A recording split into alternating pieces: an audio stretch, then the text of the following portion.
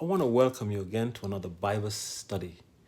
Today we're going to go back into Genesis. We had taken a small hiatus and discuss the state of the dead over the last three sessions.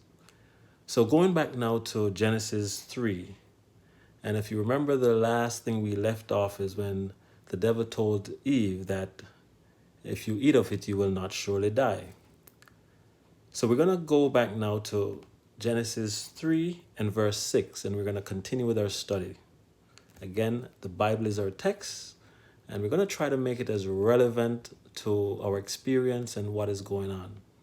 So hang with me as we continue the journey through the Bible. It starts off by saying, Genesis 3 verse 6, "And when the woman saw that the tree was good for food, and that it was pleasant to the eyes, and a tree to be desired to make one wise, she took of the fruit thereof and did eat, and gave also unto her husband with her, and he did eat." So here we again go back to the garden, the tree. God had told Eve that you can eat of all the trees in the garden, but there was one that you should abstain from. And isn't it just so human in us that the thing that we are told to stay away from is the thing that seems to draw us?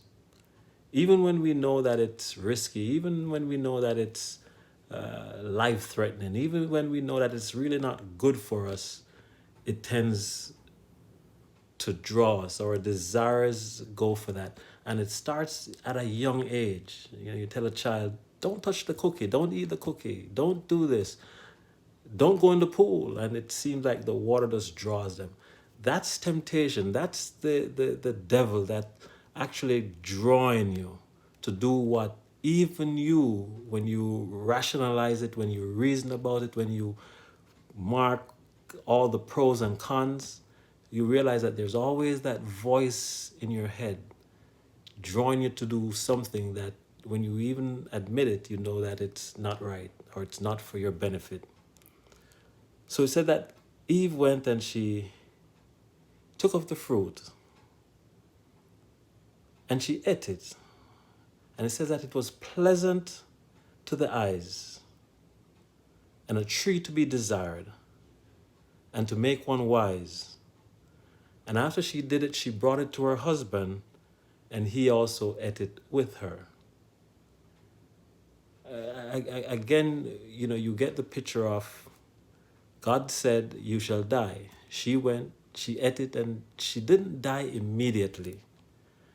And the taste, it always seems like the things that we are desiring, that our senses desire, that stimulates it, makes it feel good. The end result is the complete opposite. You ask somebody who's hooked on pornography. You talk to someone who is hooked on drugs, cocaine, alcohol. It stimulates the senses. It gives people such a high, but the end thereof is death. And so here it is, her first experience with the senses being heightened. And she thought that it was good. And she went and she shared it. As a matter of fact, you find also that many times we are willing to share the wrong. There are many people who are undercover Christians.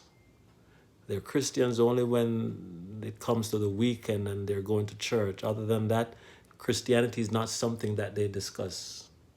As a matter of fact, we make it a part of our, what we call politically correct. We don't talk about religion or politics.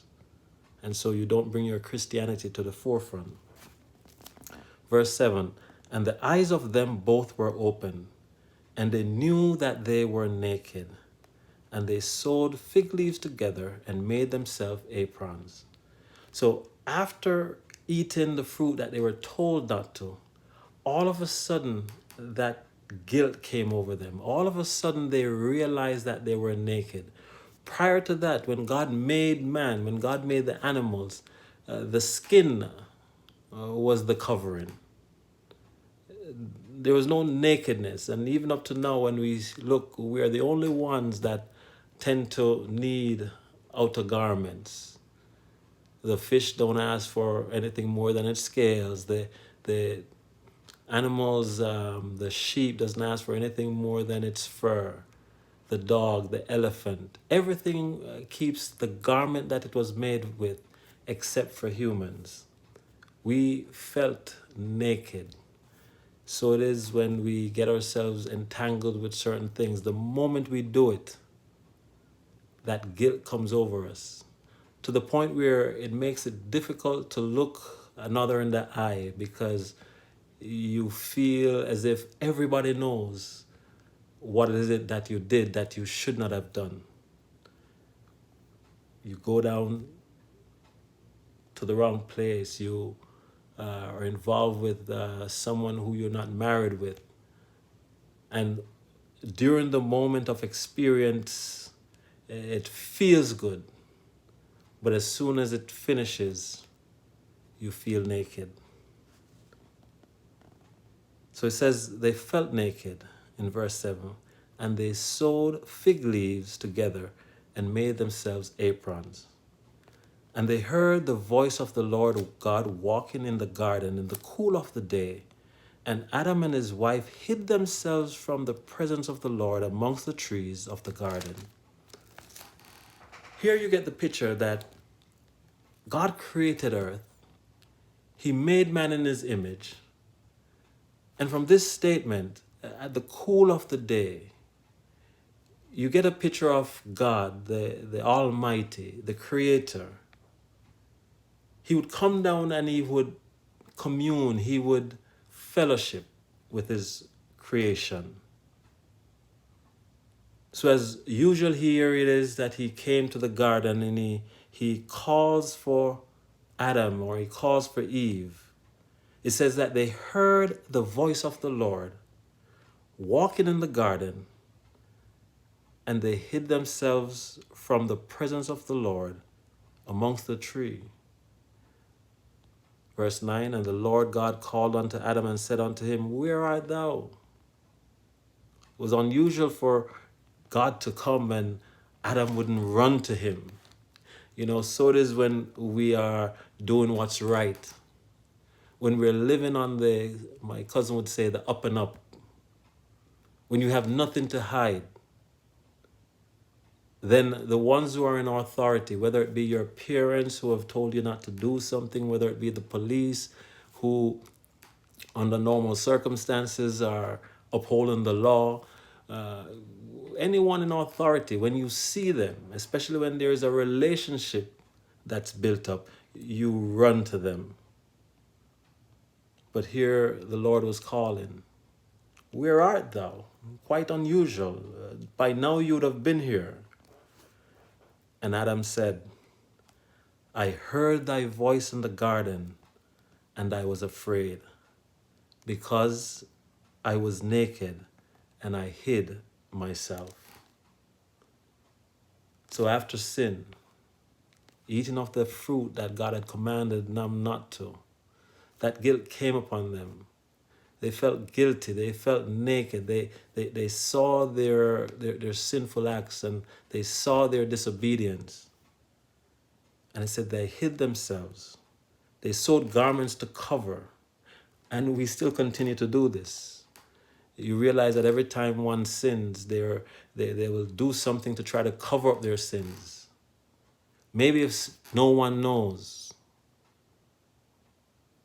Maybe if that person didn't see me or that person didn't see me. And so, you know, when somebody steals, they tell a lie to say, well, it's not me. And if it can't get out of a lie, you have some will even murder just so that the ones who caught them will not be around. And it just continues on and on and on and on, trying to cover up the wrongs that was done. And so they sewed fig leaves to cover themselves because they were naked. In verse 11, it says, Who told thee that thou was naked? Hast thou eaten of the tree whereof I commanded thee that thou shouldest not eat? So God asked them, not because he didn't know, but to give them an opportunity to acknowledge what they did. So he asked them, did you eat of that tree? That was the only command that would have brought sin upon the human race. God didn't tell them, don't do this, don't do that. He didn't give them the 10 commandments for them to memorize. He said, just don't eat of that tree. As long as you don't eat of that tree, you show your allegiance to me. I've given you everything else to eat of. And because of that act, the consequence of sin came upon the earth. Guilt came upon mankind. The separation now. When God created us, we were able to commune. We were able to see him as he was.